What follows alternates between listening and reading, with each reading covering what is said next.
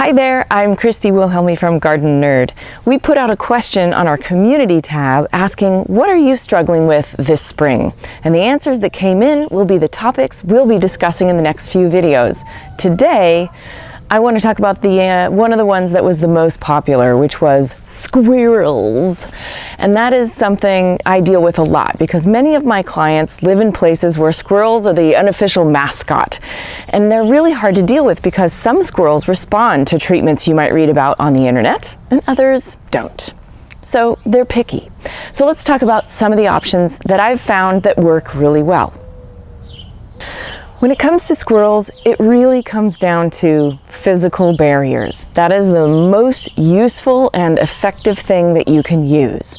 Now, for some people, that means floating row cover, like this over here. You can see we cover our seeds that we've just put in the ground, and that keeps them protected while they germinate and get big enough to fend for themselves. But most of the time, it's fruit trees. Let's be honest. Stone fruits are favorites of squirrels: nectarines, plums, peaches, apricots, and even cherries, but really those bigger stone fruits. That's where bird netting comes in. You can see I've got this little but productive nectarine tree in a pot, and this is a tree that I keep small enough that it's really easy to drape the whole thing with bird netting. You want to cover the whole thing and close it up at the bottom so they can't get up underneath. And that's also important for making sure that you don't trap anything that's not supposed to be in there. I found a hummingbird inside the bird netting just the other day because I hadn't secured it well enough, and so it's important to secure it at the bottom. This will also keep rats out as well. Now, if your tree is too big to drape netting over the entire thing, you can net clusters. Find branches of fruit and just wrap that branch and secure it at the base of the branch. That's going to help a lot.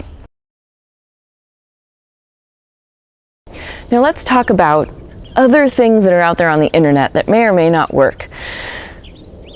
First of all, there are some sprays, and those repellents often have cinnamon and clove oils in them, or some other, maybe a predator urine, although, they tend to be like, maybe they work, maybe they don't. The reviews are across the board. So it depends again on what kind of squirrels you have. If you do use these sprays, you have to reapply after it rains. That's something that's important to do. Other times people will take mesh bags and stuff them with cat or dog hair and hang them on the branches. I don't find that this works at all.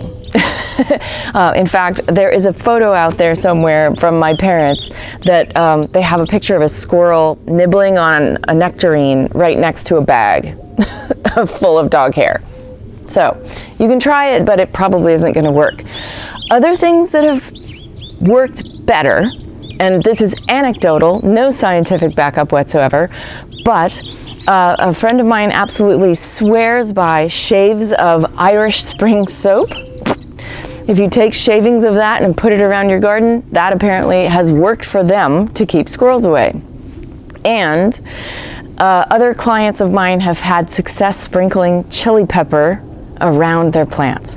Again, this is something you probably have to reapply after you've applied it, if it rains or if it gets old, gets dug into the soil, but it seems to be working for my clients to keep that away.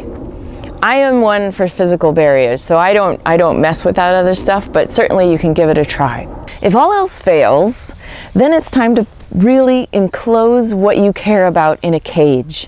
And that sometimes is hardware cloth, which is small enough to keep rats out, or chicken wire if your only problem is the bigger four-legged critters.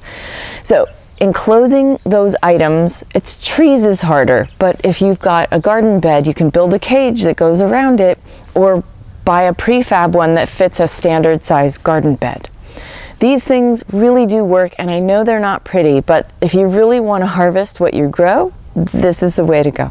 You'll find more tips like this in my online course on pest control called Creating a Healthy Garden. It opens and closes during certain times of the year, so keep your eye out and get on the waiting list to learn more. Also, you'll find tricks like this in my books, Gardening for Geeks and Grow Your Own Mini Fruit Garden, which is all about growing fruit in small spaces. And check out my novel, Garden Variety, which is a fun read for your spring and summer gardening. That's it for this week. I hope you enjoyed this video. If you liked it, subscribe, and don't forget to turn on notifications to find out when our next video comes online. You'll find tons of information at gardenerd.com and in all of those books that I just mentioned. And consider becoming a Patreon subscriber to support all the free stuff that we do here at Gardenerd. Happy gardening and happy spring.